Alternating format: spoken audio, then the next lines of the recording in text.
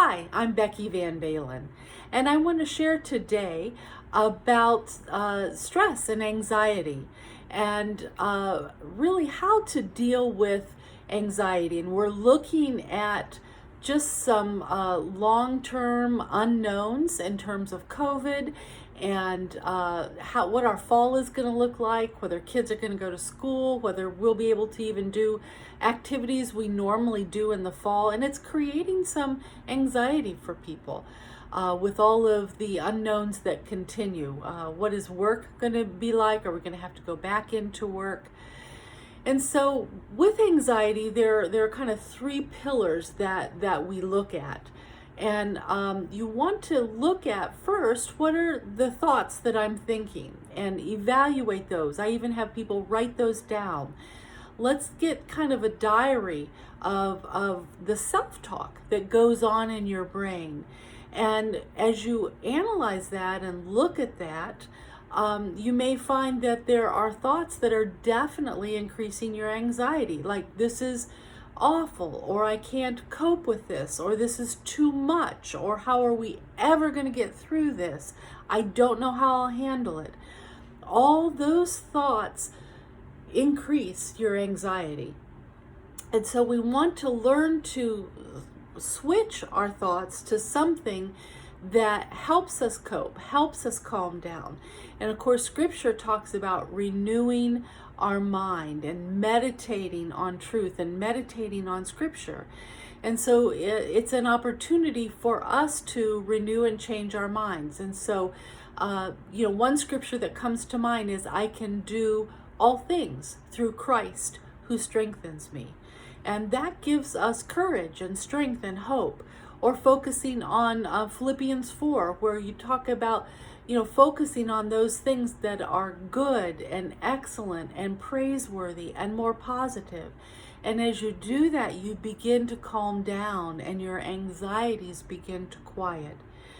And so you may need help. Some people say, I can't think of how to change my thinking, and a counselor can certainly help with that. But for you, being able to think about what are thoughts that do tend to anchor me, to calm me down, to quiet my mind and my heart and my soul.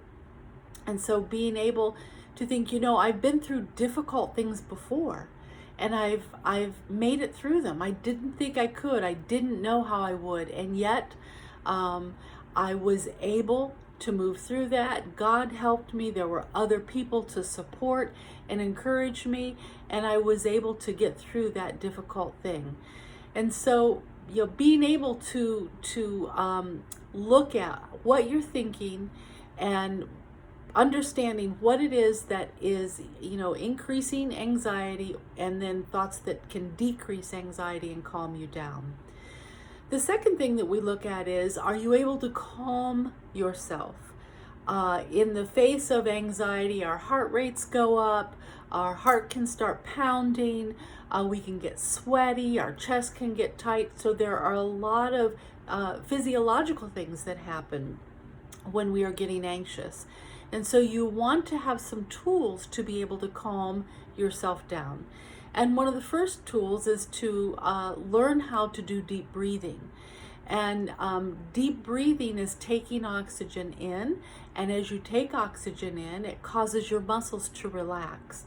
And so learning to take a deep breath from the belly and fill up your belly like you're blowing up a balloon, and breathe in through your nose and count to 5. You want to hold on to that breath for 5, and then slowly exhale through your mouth to the count of 7.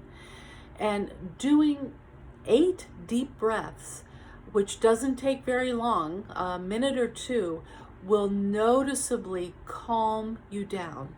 And so that's a great tool to begin with, to be able to calm yourself when you're starting to feel anxious or think anxious thoughts.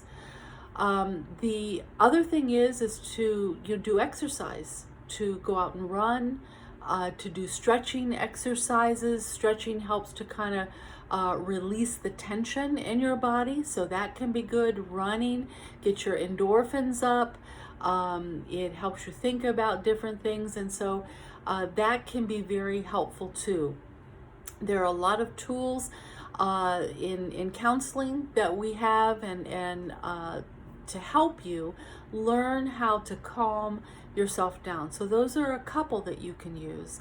The third thing is looking at situations or relationships that you're in and seeing if perhaps you need to alter those in some way. Obviously, we can't alter COVID, but we may find that there are certain people that are always spun up about it, are always anxious about it, and their anxiety spills over onto us. And so determining, maybe I'm not going to spend quite as much time with them now because that increases my anxiety. And so setting boundaries.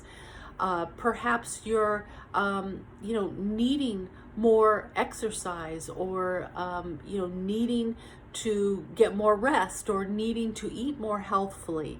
And so being able to take care of yourself and look at what you could do to better take care of your body and decrease the stress in your body.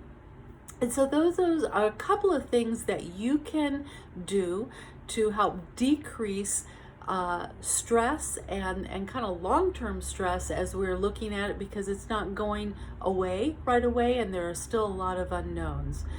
So I hope you'll try to practice some of these, looking at what you are thinking and what increases or decreases anxiety, learning to calm yourself through things like deep breathing, stretching, and exercise, and then finally looking at situations or relationships that really increase your anxiety, and learning to perhaps alter those situations or set boundaries is very helpful. So I hope those are helpful tools to you as you continue to cope with and manage stress.